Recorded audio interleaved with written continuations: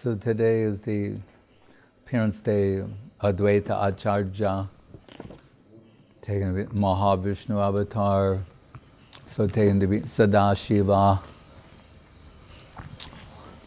Gurma says on account of the similarity between Mahavishnu and Sadashiva, which sometimes he will say, sum total of the jivas.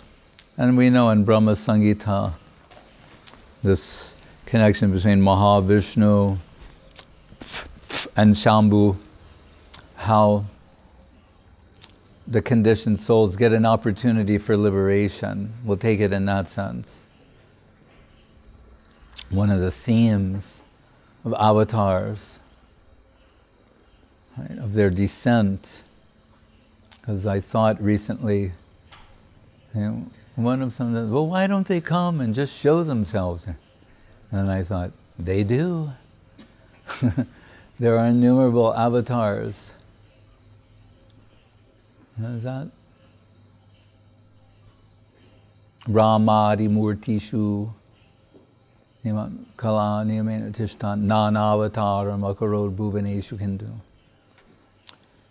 Innumerable avatars. So Advaita Acharya, Rupa Goswami, Chaitanyastakam, the sloka, Swarupam Bibrano Jagatatulyam Advaita Daita, Prapanna Srivaso, Paramananda Gorima, Janita, Paramananda Gorima, Harir Dinodari Gajapati, Kripot Seka, Tarala, Sat Chaitanya Kame Punar Vidashor Yashati Padam. About how Srup Damodar is incomparable, Srupam Bibranam, Jagatatulyam in the world, and Advaita Daita, how dear Advaita Acharya is to Mahaprabhu, and how indebted we are to Advaita Acharya. And to so many we can say, we owe the appearance of Mahaprabhu. But certainly one is Advaita Acharya. Now, Guru Maharaj says once, Mahaprabhu asked Srivas Thakur, what do you think about my Advaita? In this context, he called him Nara. What do you think about my Advaita? And Srivas said, I'm thinking like Prahlad Maharaj. And Mahaprabhu became enraged. Said, Prahlad, he's just a boy. You have no idea how dear he is to me. And really, if we look in Charitamritam, we'll see Krishna's Kaviraj Goswami, the first 14 slokas where the superstructure is, prayers to Panchatattva, Mahaprabhu, Nityananda Prabhu, Advaita, Mahavishnu, Jagat Karta. But he will say early on in the Adi Leela that it was by the plaintive cries of Advaita Acharya, Krishna, Hunkar means roaring. These cries of Advaita, he was serving the situation of the people in this world, the degree of fallenness.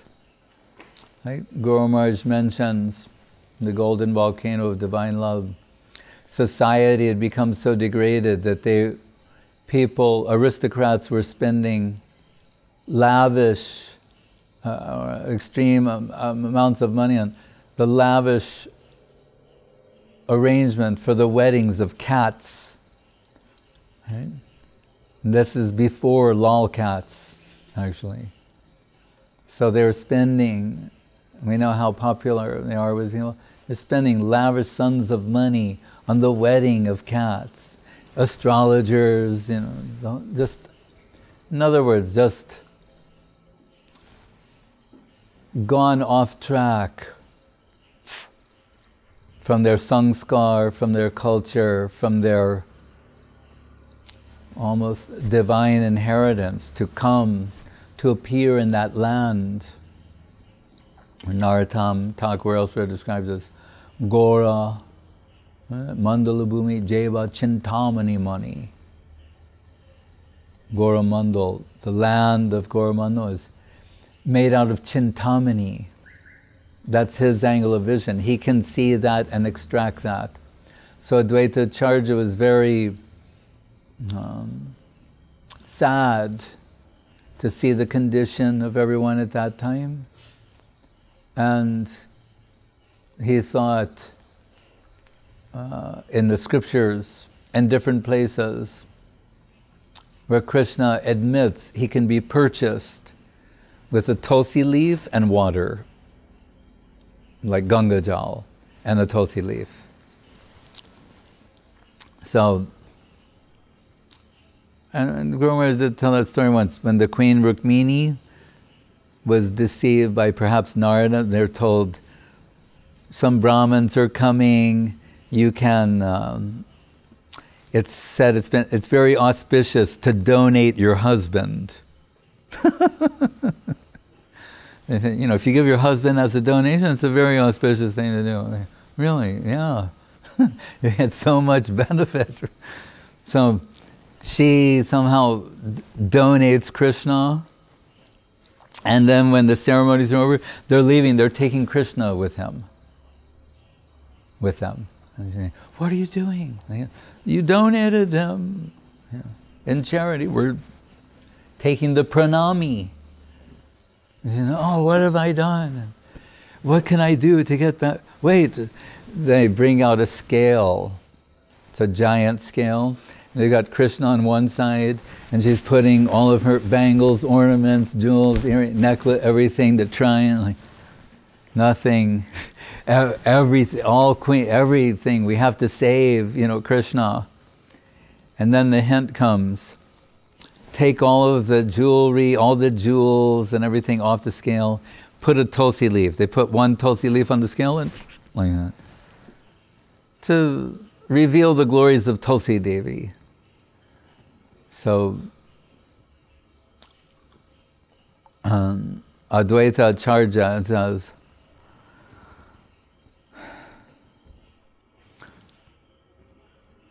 Tulasi Dala Matrena Jalasya Tulasya Dali Matrena Jalasya Chulakenaba Vikri Nihite Swamatmanam Bhaktebhyo Bhaktavatsala. Because he's Bhaktavatsala,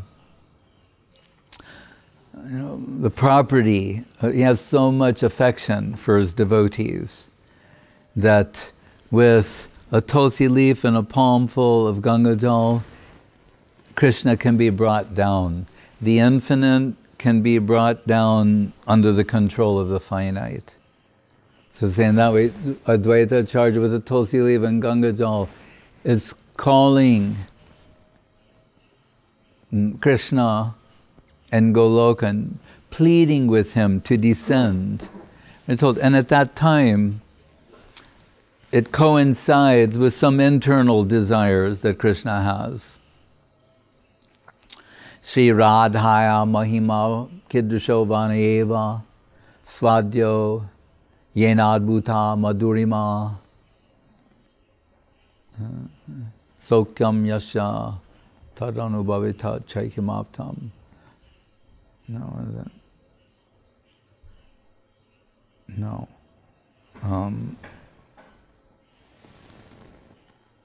Sri Radhaya Pranaya Mahima Kidrushovana Eva. He wants to experience the love that she alone possesses, taste what she tastes in their loving exchange, and experience the ecstasy that she experiences. So Advaita's calls, and that, and it coincides, it's in sync with the internal condition of Krishna, and he descends into this world. Haridas, the Guru Varga, so-called, in this case, the Guru Varga means mother, father, auntie, uncle, all the superiors. So Advaita Acharya and Haridas Thakur, they're already in place. Gods and goddesses have also descended. And when the time comes for the appearance of Mahaprabhu, in Shantipur, Advaita Acharya begins dancing. Then Haridas Thakur, and they're having kirtan. He can feel the appearance of the Lord. And later, after it's confirmed with Sita and Thakurani, they go to see the newborn baby, and she gives him the name Nimai. So Advaita Acharya is responsible for bringing Mahaprabhu down. And after sannyas, it's Advaita Acharya who's there waiting at the Ganga when Nityananda tricks Mahaprabhu, takes him on a boat back to Shantipur. Again, Sita cooks so much prasadam, they send for Mother Sachi. Advaita Acharya, he's serving Mahaprabhu and Nityananda Prabhu. And they haven't eaten in days. And we see the relationship between Nityananda Prabhu and Advaita Acharya. There's mountains of prasadam being supplied. And Nityananda Prabhu says, I was hoping to break my fast today, but I see that it won't be possible. Advaita Acharya, he's playing with the name of Nityananda as the Avadut and saying, have you descended to give like Brahman Grihastas trouble? That's like your role in this world, is just to appear, visit Brahmins and give them a hard time. So they have some joking, and everything is jesting between Nityananda and Advaita, or Sankarshan, Balaram, and Mahavishnu. But Advaita is so happy to have Mahaprabhu at his house. When they're having kirtan, he's singing songs that are in the voice and heart expression of Srimati Radharani from Vidyapati. They're saying, after a long time of separation, joyous celebration.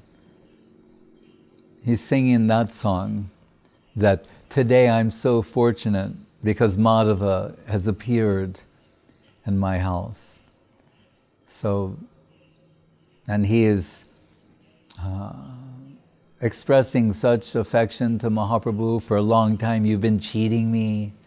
Now I've got you, you can't escape. Devotees, they're asserting their possessiveness over the Lord. That sort of thing. The infinite expressing possessiveness over the finite. When we talk about the example of the magnitude of Krishna being the sun and the devotee, like the ray, but here the ray is controlling the sun. So, Bhaktebhyo Bhakta Vatsala. Whenever the infinite, we don't think of Advaita, generally he's part of the infinite. There are three Prabhus, Mahaprabhu, Nityananda Prabhu, Advaita Prabhu, but still in this context, his love and affection he's asserting and controlling Mahaprabhu. He brought him down, he brings him to his house. When it's time to go, he pleads with him again to stay with him. Mahaprabhu stays extra days. He can't bear to leave. When it's time to go, Advaita's going with the group, and Mahaprabhu has to stop him. It's a heartbreaking scene. Anyway, in that Advaita Acharya, he's going every year to Jagannath Puri for the 4 months of the Chaturmasya to celebrate Rath Yatra with Mahaprabhu. He's one of the principal dancers in the different groups, right? The groups, interestingly, are called Sampradaya. 4 principal, 3 others. There's 7 groups. Advaita Acharya is one of the chief dancers. His sons are there, Gopal, Achyutananda. I'm told when someone was visiting the house of Advaita Acharya, he asked him, what is the relationship of Mahaprabhu with others? And he's implying, who is his guru? Advaita Acharya, first he's avoiding, then finally he says, Keshava Bharati is his guru, sannyas guru. We're told the boy Achyuta, he comes in, he can't tolerate hearing this, he's around 5 years old. He is chastising his father, he's chastising the Mahavishnu avatar, saying, what nonsense are you telling? You'll destroy the world with this kind of misconception. Mahaprabhu is Jagat Guru. Who can be his guru? And the response that elicits from Advaita Acharya is just love and affection. He's so happy to have a son like that. And like Raghunandan and Mukunda, Advaita says, you're my father. You're the superior here.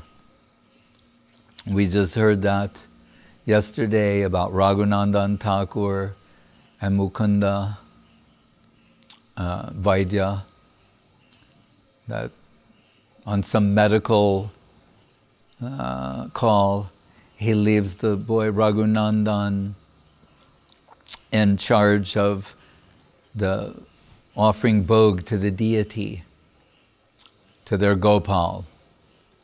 And I forget how old he is, 6, 7, something like that. And he is appearing before the deity and saying, as the should be said, he's inviting the deity to take the bhog. And the deity, of course, is generally considered stationary. But he is a young boy, we could say very simple-hearted and pure. He's pleading with the deity, please, take now is the time I'm offering to you. And the deity is not responding. Now the boy, his heart is going towards full expression. He's pleading with such earnestness, such sincerity, that the deity takes a seat and starts eating the bhog. Then the boy's happy, he leaves. He thinks that this is the process. Like, that this is what everybody else is doing. Like, today I'm in charge of that. Why are you, like, did I say the mantras wrong? So the deity actually descends and takes that before his eyes, and he's happy. When Mukunda returns in the evening, he's hungry. He wants to take some prasadam. He approaches Raghunandan, and Raghunandan is saying, Gopal ate everything. And he's thinking, oh, I see. You've taken everything, and Gopal ate it all. That's why there's no prasadam, because Gopal ate it all. It's actually amongst the Vaishnavas, they have a saying, when some portion of prasadam is taken away, and the Bengali, they say, it's an increase. Right? Not that it becomes less, it becomes more. Right?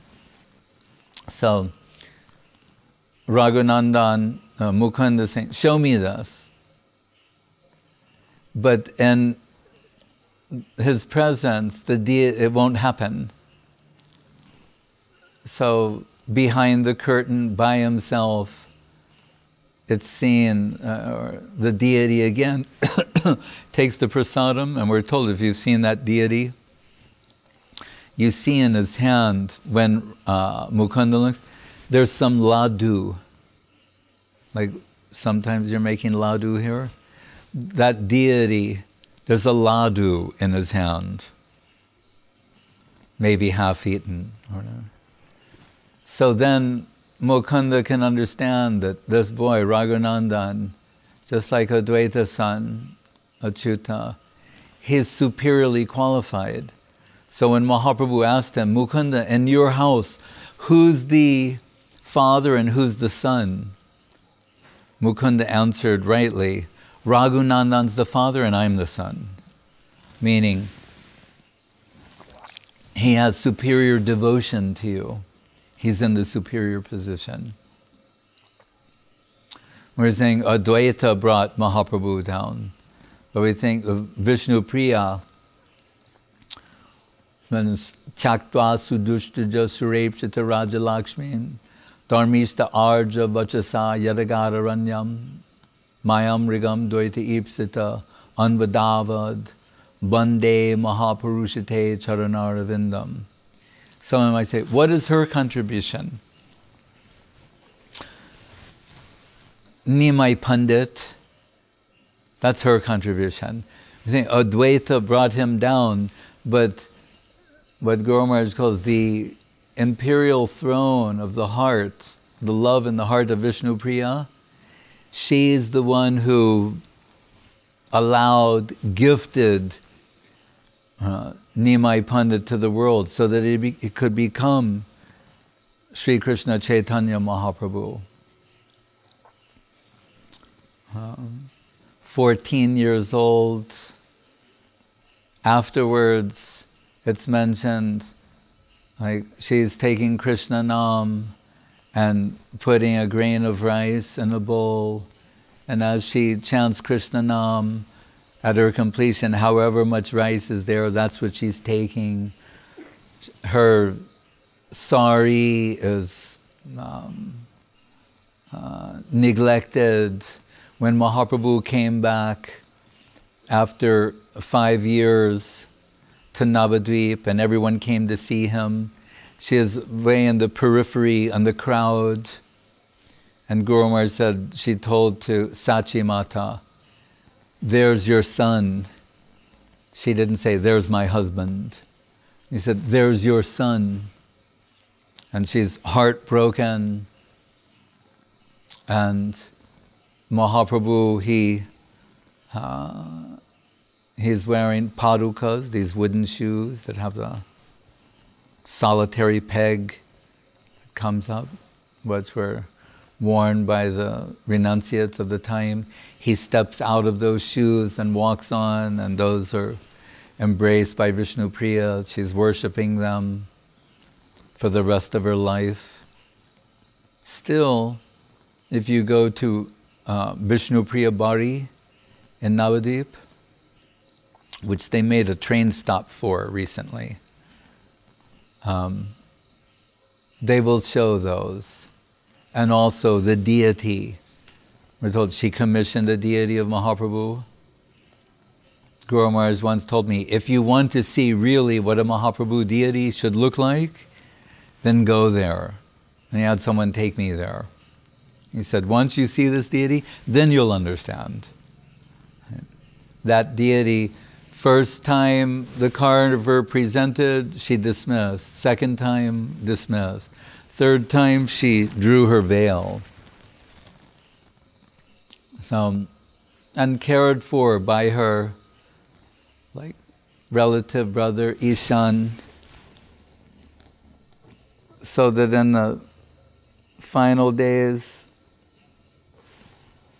after Mahaprabhu was no longer in this world, when Srinivasa Acharya came, they brought him to Mother Sachi and her for an Ishan. They could hear, so he could hear some of the pastimes of Nimai Pandit.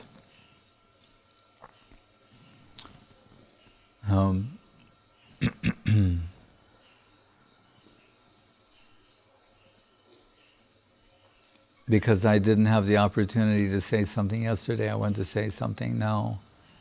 Also about Pundarik Vidyanidhi, who Mahaprabhu said, my life is perfect now that I'm seeing Premanidhi, the ocean of Krishna Prem. And Gadadhara Pandit, who had not taken initiation, told his friend Mukunda, if a substantial Vaishnava comes to Navadvip, you introduce me. Then Pundarik Vidyanidhi is coming from, what is his place called? Chatragram. It's now Bangladesh. He will come maintain a place in Navadvip so they can come to bathe in the Ganga. And we're told he did not, it was disturbed seeing people using the Ganga for bodily necessities, washing clothes and things like that. He would go at night and very respectfully bow down on the bank of the Ganga and put a few drops on his head. So when he's coming on a palanquin carried by 4 or 6 men, something like that,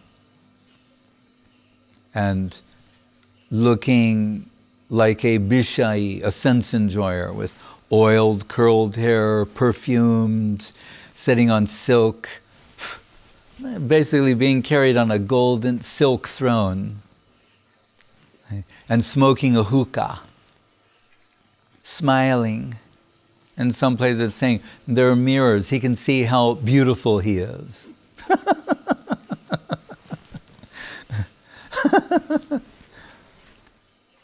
Sometimes, in Gurudev's Pranam mantra, it says, Sundaram Tanum, right? Tanum Sundaram, that line. And Gurudev would say, sometimes he'd say, and looking very nice.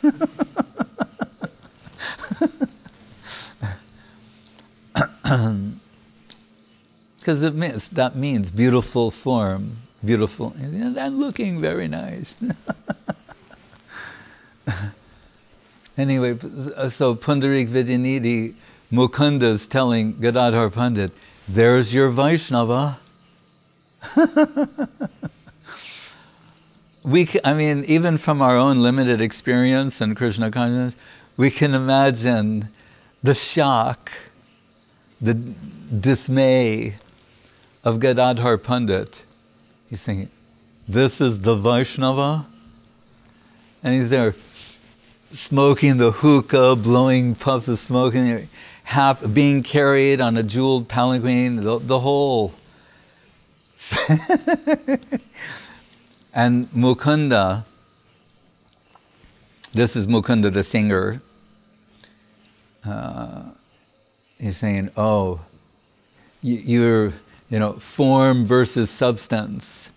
You're deceived by the objective, formal aspect, what can be seen with the eyes. Right? So I need you to see another way. So he starts singing the Srimad Bhagavatam sloka. It's in the 3rd canto. Uddhava. Aho bakiyam stanakalakutam jigam saya payaya dapyasadvi lebegatim datri uchitam tatonyam kamva dayalum sharanam brajema. Who is a more merciful Lord than Krishna? Who is more worthy to take shelter of than Krishna? That Putana approached him with murderous intentions, right, with her poisoned breast, and he liberated her and elevated her to the position of mother. If that's how he treats his enemies, then what to speak of his friends or more than friends? Kam va dayalum sharanam brajena. who would be a more merciful personality to take shelter of? That verse actually gives hope for all of us. So when Pundarik Vidyanidhi hears this, it's what Guru Maharaj described in another context as a direct hit in a soft sentiment. That kind of thing. Right into the heart, a direct hit into a supremely soft sentiment. And it striking the heart of Pundarik Vidyanidhi, Prema Nidhi, the ocean of Krishna Prem. He starts saying, Kamba Dayalum Shananam Brajena. Who is a more worshipful shelter than Krishna? And his body, waves of ecstasy start inundating his divine form, and he throws the hookah, the pillows, he's pulling his hair, he falls off the palanquin, he's crying in ecstasy, Kamba Dayalum Sharanam Brajema, and he enters a 9-hour trance. At which point Gadadhara Pandit thinks, I've committed a great offense. The highest type of Vaishnava I misread on the basis of some external consideration. It said, Vaishnavera Kriyamudra Vigyeha Nabujoy. I cannot see a Vaishnava from external point of view. So, it's been said, if you've offended such a Vaishnava, the way to counteract the offense is to become his disciple, to offer yourself to him as a disciple. And Gadadhara Pandit is thinking like that, and we're told that sometimes mysteriously Mahaprabhu's devotees would hear him crying, Bap, Pundarik, Bap, Pundarik, Father, calling out, Father. Remember, he's in Radha Bhav. Radharani's calling out for Father. So Pundarik Vidyanidhi is Vrishabhanu Maharaj and Krishna Lila. So Mahaprabhu approved Gadadhara Pandit to become initiated by Pundarik Vidyanidhi. Yes, this will be perfect for you. But Mahaprabhu, when Pundarik Vidyanidhi came to be with Sri Chaitanya Dev, Mahaprabhu said, today my life has become perfect because I'm seeing Krishna Prem personified, the ocean of Krishna Prem personified. And Raghunath Das Goswami, Gurudev and Govardhan, he thought more of Raghunath Das Goswami when he would be in Govardhan. Because Das Goswami, we're told, when he was in his final days, was crawling on his hands and knees in Govardhan and Radha Kunda. The song Saraswati Thakur heard from Gorkishoras Babaji Maharaj. Muke Radha Radha Bole Beshe Nayanera Jale Radhe Radhe. And with tears streaming down his eyes, saturating his clothes, crawling on his hands and knees there, he's taking the name of Srimati Radharani. One of the reasons why we preserve that. We're not casually taking her name to the point of meaninglessness. That was Das Goswami's expression. And there, Dehi, Nija Nikata Nivasha Dehi Govardhanatvam. He's praying for shelter at Govardhan. After the loss of Mahaprabhu and Swarup Damodar, remember he was put under the care of Swarup Damodar. He's thinking to finish his life hurling himself from Govardhan. But when he reaches Govardhan, he finds that Mahaprabhu and Srup Damodar are again in Rup and Sanatan. So, meaning comes back to his life. Ashavare amrita sindhu mayi katanchit kalo mayati gamita kila sampratam hi tam chet kripa mayi vidasha shinaiva kimme prane brajena chabororu bakarinapi. Das Goswami is the Prayojan Tattva Acharya, who's saying ultimately what is our goal, our focus, Radha Dasyam. That's what in this Vilapaku's Manjali sloka, saying that is the aspiration of those in the Rupanuga line, without which our lives are not meaningful. And what's more substantial than our lives, Vrindavan is of no use to us, and Krishna himself.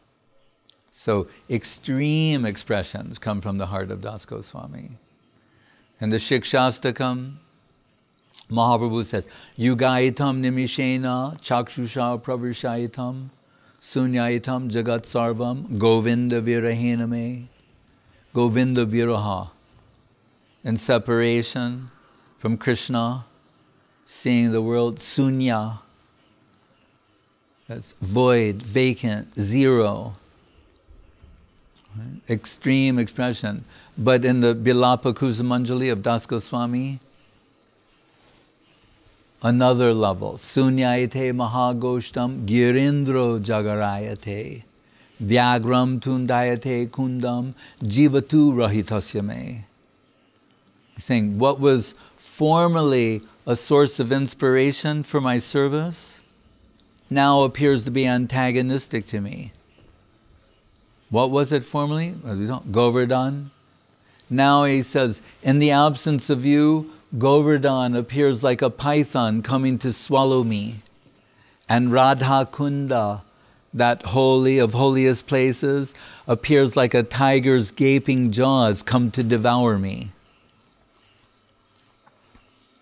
Not Das Goswami, Gurudev liked to quote these lines where it says, Indra Aiswarja Sama Stri Apsara Sam. That he had opulence, wealth, like Indra, the king of heaven. He's the only child of like the richest family in Bengal at that time. And Stri Apsara, his wife, was like an apsara.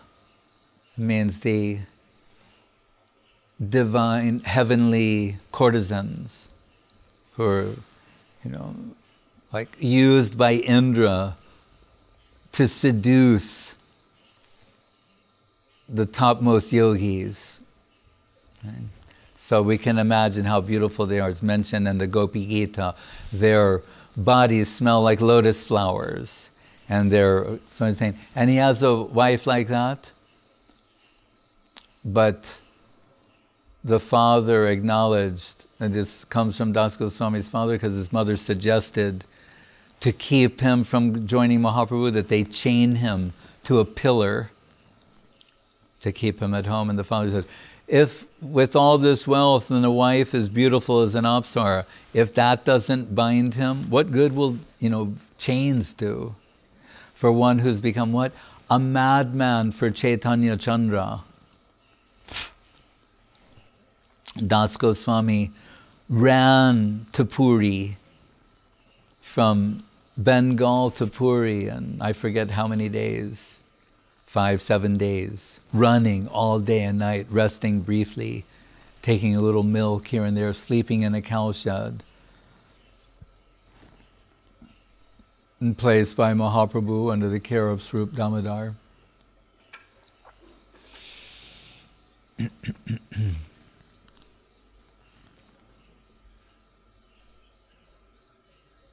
And the father, after the reason they couldn't retrieve him was Puri, Orissa was under a different jurisdiction.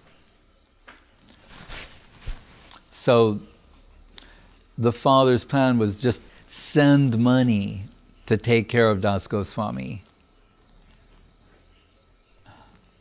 Because he's by nature inclined to the extremes of renunciation. And he was thinking, all right, I can make a feast for Mahaprabhu and his devotees. But he's thinking, that's not good. Then we have Raghunath Das Goswami for his maintenance. He goes first by the Shingadwar, the gate to Puri. And the people come by and they give the renunciates a little something, or the shopkeepers give something. But Das Goswami said, I feel like a prostitute, thinking, oh, maybe this person will give something, certainly this person will, maybe that person. So then he, at one point, they have a place where what's become inedible for people, they give to the cows. Right? Then he's finding what the cows will not take, he's separating something from there, like some rice, cleaning that. And when news comes to this of Mahaprabhu, he's very happy. Because he's saying, what? Raghunath's not throwing those big feasts anymore. What's happening? And this is explained to him. With Swarup Damodar, they go, and Mahaprabhu says, Raghunath, saying he's eating what is rejected by cows. They won't eat it. And Mahaprabhu is saying, Raghunath, I hear you're having feast and you're not inviting me. And he's, what? He's saying, how can this be given to Mahaprabhu? Mahaprabhu and Swarup, they force it from him. Mahaprabhu is eating that, saying, there's no nectarine substance of this quality anywhere. And Swarup Damodar takes it away from Mahaprabhu to stop him. The infinite coming under the control of the finite.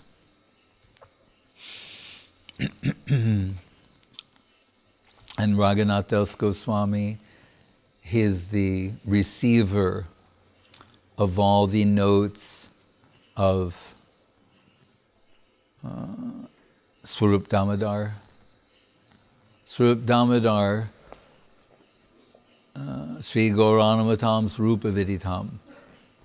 No one knows Mahaprabhu as well as Swarup Damodar. And the total wealth of Swarup Damodar is transferred from his heart to Raghunath Das Goswami, so that when he's in his final days in Govardhan, comes under the care of Krishnadas Kaviraj Goswami, and it's all transferred to him and springs out as the Chaitanya Charitamritam. Mahaprabhu also gave him, he used to keep a Govardhan Shila on his heart for some years. Then he gave that Giriraj Govardhan to Raghunath Das Goswami to worship. When we were in Vrindavan, we went there. That's kept at the Gokulananda temple. Here's and Vishwanath Chakrabarti Thakur, who all the questions that might arise in anyone's mind reading the Srimad Bhagavatam, particularly the 10th canto of the Srimad Bhagavatam and the pastimes of Krishna, Krishna Lila, all of those questions, and in great detail, are answered by Vishwanath Chakrabarti Thakur. Even the smallest detail, he can extract extraordinary amount of siddhanta, spiritual substance, So we're very fortunate to have his commentaries. Every day we sang the Gurvastakam of Vishwanath in praise of Sri Guru.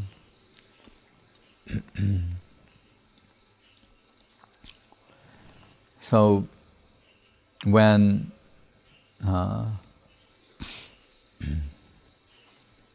after so many years of Mahaprabhu's pastimes, he's doing what Guru Maharaj calls public service. There's public service and private life. So he's done his public service, Bahiranga Sangha Kore Nama Sankirtan, Antaranga Sangha Kore Rasa Ashvadan. And now he wants to exclusively engage in the culture of Radha Bhav. He gets a mystic letter, poem from Advaita Acharya, giving him release. Because remember, as we said in the beginning, it was Advaita Acharya who brought Mahaprabhu down. Now he's saying, what you came to do has been achieved. The Nam Sankirtan, you've inundated the world in love of Krishna. So you're now free, and you're mad, you made the world mad, I'm also become mad. Like that. Mahaprabhu asked Rup Damodar, what does this mean, what he's saying? They all know what it means, but do not want to express that. But the immediate outcome is that Mahaprabhu is now free to, in a sense, finish his public life and go into his internal pastimes in the Gangbhira. So it's mentioned by Kaviraj Goswami after that release from Advaita. His ecstatic, emotional interior doubled in intensity and started becoming greater. When Sri Damodar said, I'm not sure what it means, Mahaprabhu said, oh, I think Advaita, and we've seen this in India, when they make a deity. They make a deity for a festival, have a religious performance, and then they throw it in the tank, in the pond. So he said, Advaita is one of those people, he calls a deity, summons a deity, the deity appears, they have some kind of a religious performance, and then he's finished with the deity.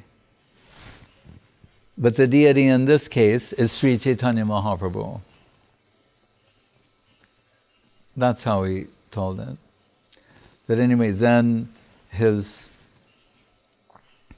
ecstatic, emotional interior starts doubling, like, what's the word in earthquakes? Magnitude.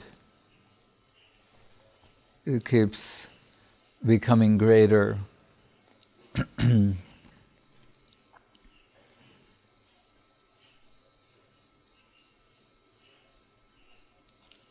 Like before that, what he was celebrating in front of Jagannath Rath Yatra, now in the Gangbhir, Uddhava Darshan, the Brahmar Gita, the madness of Radharani, that's